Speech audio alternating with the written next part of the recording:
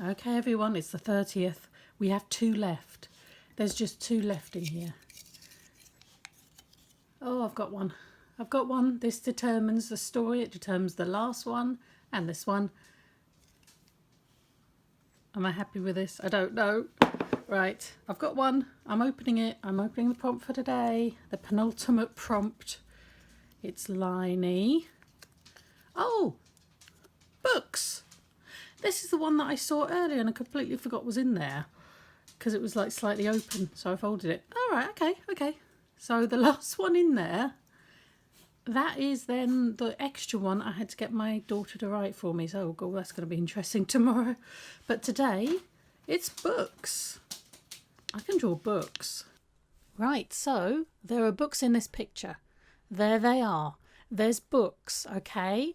So earlier on, there was silence was the prompt, and I drew on 2 sides. On one side, there was like this library with this green chair and this yellow cup and all these books, but it was kind of distorted, like it wasn't right for them kind of thing.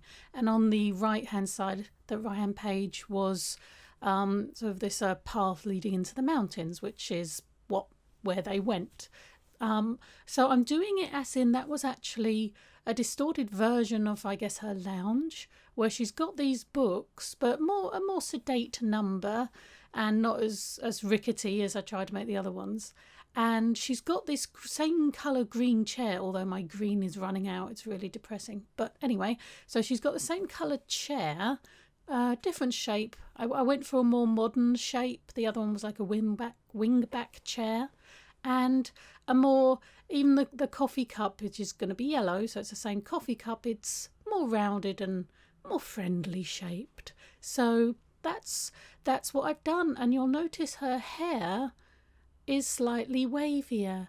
So it's kind of like, not any comment on curly or straight hair here, just putting that one out. I have incredibly straight, thin hair. Incredibly straight. I mean, you can do nothing with it. You try, okay? I've been to hairdressers. They've roofed and stuck stuff in there and hair dried, and it just goes where it wants, basically. And what it wants is straight down. But anyway, I just figured the 2 had come together, and her looking slightly more healthier, I guess. You know, like she's actually washed her hair. Is the idea, and she's kind of come together with other Rose who had this incredibly curly hair in bunches, kind of this childlike hairstyle. That's the idea, and I wanted her to look happy. You'll notice there's no Edmund. Where is Edmund? We'll find out tomorrow. Tomorrow is the last prompt. It's one that I asked my daughter to do quickly for me because I miscounted or lost one. But in the corner here, talking of books, that is a book she is now writing. It says chapter 1, just leading me into NaNoWriMo here. But the idea is she is now going to write, I guess, children's books all about Edmund, because I don't know if you can quite see it, especially with my sleeve over, but it does say chapter 1, Edmund, and then a load of squiggles. So yeah, she's going to write a book. So she's got books and she's going to write a book, and it's going to be great. And she's just having a sit down and a relax and just after her long ordeal. Also, there was a couple of bits that got cut out of recording because I got up at 7:30 to do this because I'm working today in like 50 minutes I'm working, so hurry up and do this, Sam. But yeah, so I got up early, and that is unheard of for me. Okay, before 8 o'clock, you know, it's a bit off, but I got up early and my alarms kept going off and they cut the recording when they do. But anyway, you didn't really miss much. I'm just colouring all the books in. Again, I'm trying to make it so there's no pattern.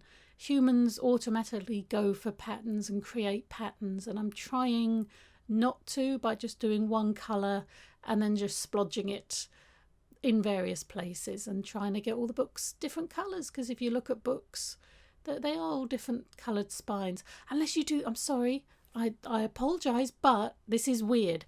If you take all your books and categorise them in spine colour, so you've got all the blue spines together, all the yellow spines, how do you find your book? can you actually remember, oh yeah, that book, it's got a blue spine, so you go to the blue spine set? You can't, can you? How do you find the book you want? You want a bit of Neil Gaiman, you go to G, and there is your Neil Gaiman section. Yes, I do have a Neil Gaiman section, but it makes no sense. Anyway, this is a window. Does it look windowy? I hope so. Outside, basically, she dropped her pink flower, and the orange flower from Rose sort of fell as well in the one just before this one, just before Chief O'Brien took them to the pub for some Guinness and playing darts. And the idea is that they've fallen outside her home and they're growing. So later on I colour them orange and pink. So they're growing separately, yes, but together. And then I almost did the inside of this cup orange, like it was a darker colour of the outside, but then it looked like she was drinking other rose, and I thought, no. So I've given her some cocoa. That would be nice. Yeah. Oh, I could do with some cocoa. Is it too early for cocoa? Probably. Do I even have cocoa? It's one of those things that you just say, oh, that would be nice, but I never have. Anyway, back to this. Here's the orange, the same orange I've used for other rose all the way through this, which I think that's a nice idea. They're supposed to be roses, but, you know, you get the idea. They're kind of, you know, petally. Anyway, back to her. I made a bit of a mistake there. I've got this jean colour, and that's the jean colour, I reckon, is about jean coloured. And I picked up the wrong one, and I did this splurge of turquoise and gold. But it blends out. That's why I love these alcohol markers. They do blend out, and you just keep going over and over and over it until you get rid of your mistake. As long as you've got something on the page, the next page, because they don't all seep through. But anyway, I liked what I did last time, even though it wasn't exactly the best person drawing. But I like what I did with using pink on the cheeks. So I do that a bit more. I'm still not quite brave enough to use a really dark pink or anything too much.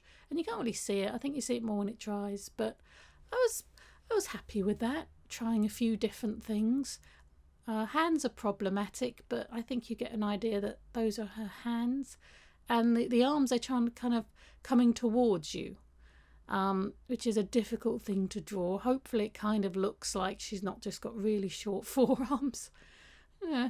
Anyway, here's me doing the green chair, and my poor pen, it's going. It's just going. I do my best, but this is the colour that I use for the other chair, so I wanted to use it. But yeah, there we go. So she's sitting back in her home. It's all fine again. She's got a slight curl to her hair, which is always nice. And she's writing books about Edmund, which I think is adorable. Everyone should write books about Edmund. But anyway, there you go. Just finish a bit of sky outside and do a bit of carpeting, and that's our lot. So, tomorrow will be whatever happens, I guess, to Edmund. I hope my daughter wrote something nice.